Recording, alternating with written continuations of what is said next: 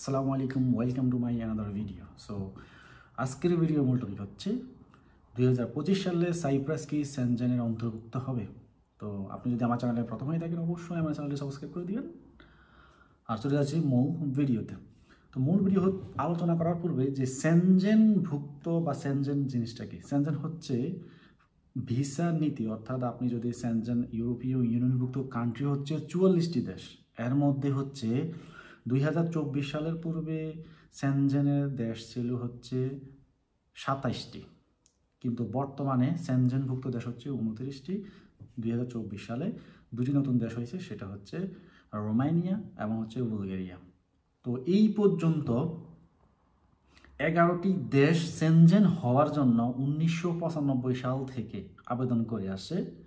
ধাপে ধাপে ম্যাক্সিমাম হচ্ছে 2007 সালে, ম্যাক্সিমাম 2007 সালে 11টির মধ্যে ম্যাক্সিমাম এই চারটা ব্যতীত অর্থাৎ 60টি দেশ সেনজেনভুক্ত হয় 2007 সালে, বাকি থাকে 4টি। এই 4টির মধ্যে প্রথম হচ্ছে ক্রোয়েশিয়া।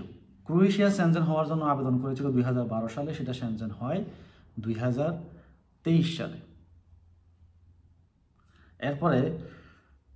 এরপর রোমানিয়া এবং বুলগেরিয়া তারা সেনজেন হওয়ার জন্য আবেদন করে 2011 সালে একত্রিতভাবে, সেটা সেনজেন হয় 2024 সালে।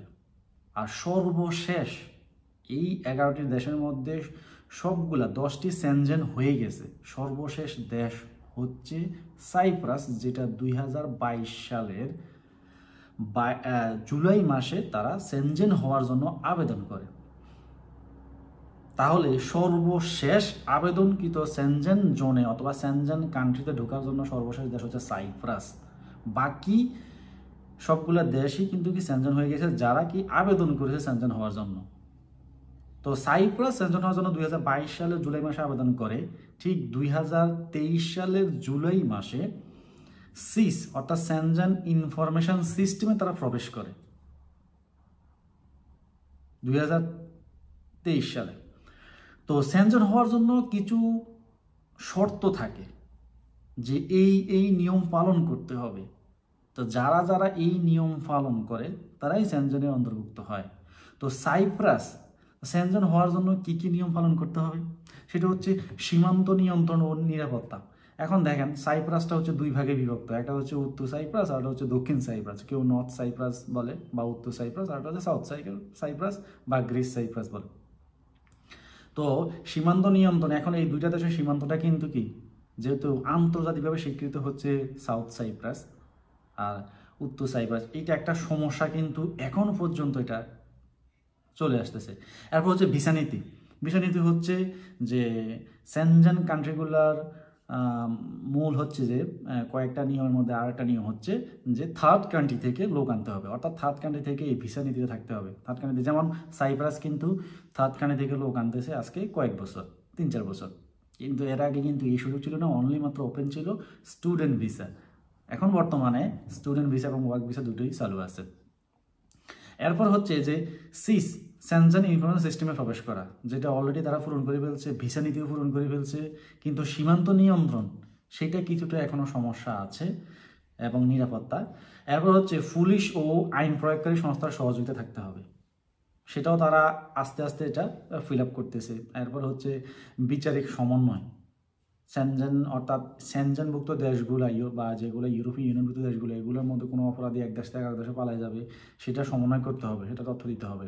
এরপর হচ্ছে বন্দরগুলোর মানদণ্ড অনুসরণ, অর্থাৎ আন্তর্জাতিক পর্যায়ে যেসব বিমানবন্দর আছে বা সেনজেনভুক্ত যেসব দেশের বিমানবন্দর আছে সেগুলো আরও করতে হবে। এরপর হচ্ছে দুর্নীতি ও অপরাধ দমন, কেউ যদি দুর্নীতি করে সেটা অপরাধ দমন করতে হবে। আরেকটা নিয়ম হচ্ছে যে রাজনৈতিক ও কারিগরি মূল্যায়ন, যে অর্থাৎ সেনজেন কান্ট্রির মধ্যে ঢুকতে হলে সেক্ষেত্রে রাজনৈতিক ও কারিগরি এগুলোর ক্ষেত্রে আরও অনেক ডেভেলপ হইতে হবে। তো এই যে 8-9টা শর্ত দিয়ে রাখে সেনজেন কান্ট্রিতে প্রবেশের জন্য, সেক্ষেত্রে সাইপ্রাস ম্যাক্সিমাম শর্ত পূরণ করে ফেলছে। তাহলে বাকি 2-1টা শর্ত আছে, এর মধ্যে প্রধান যে সমস্যাটা সাইপ্রাস সেনজেনে ঢোকার জন্য যে একটা বাধা, সেটা হচ্ছে যে নর্থ সাইপ্রাস বা তুর্কি সাইপ্রাস যেই অংশটুকু আছে সেটা কিন্তু একত্রিত করতে হবে।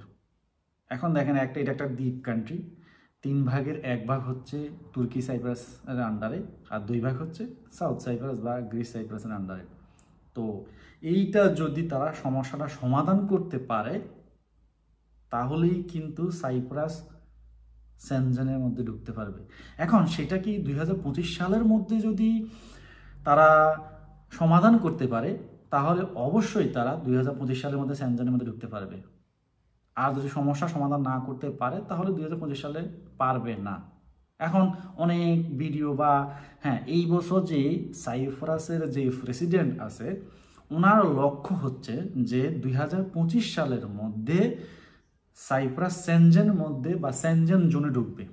সেনজেন জোনে ঢুকলে হচ্ছে ভিসা লাগবে না, আপনি যখন এই দেশে পাসপোর্টধারী হয়ে যাবেন তখন আপনি সেনজেনভুক্ত যে কোনো দেশে যাইতে পারবেন বা ইউরোপে ইউনিয়নভুক্ত যে কোনো দেশে যেতে পারবেন। সেই ক্ষেত্রে আগে অবশ্যই পাসপোর্ট অর্থাৎ পিআর পেতে হবে, পাসপোর্ট পেতে হবে।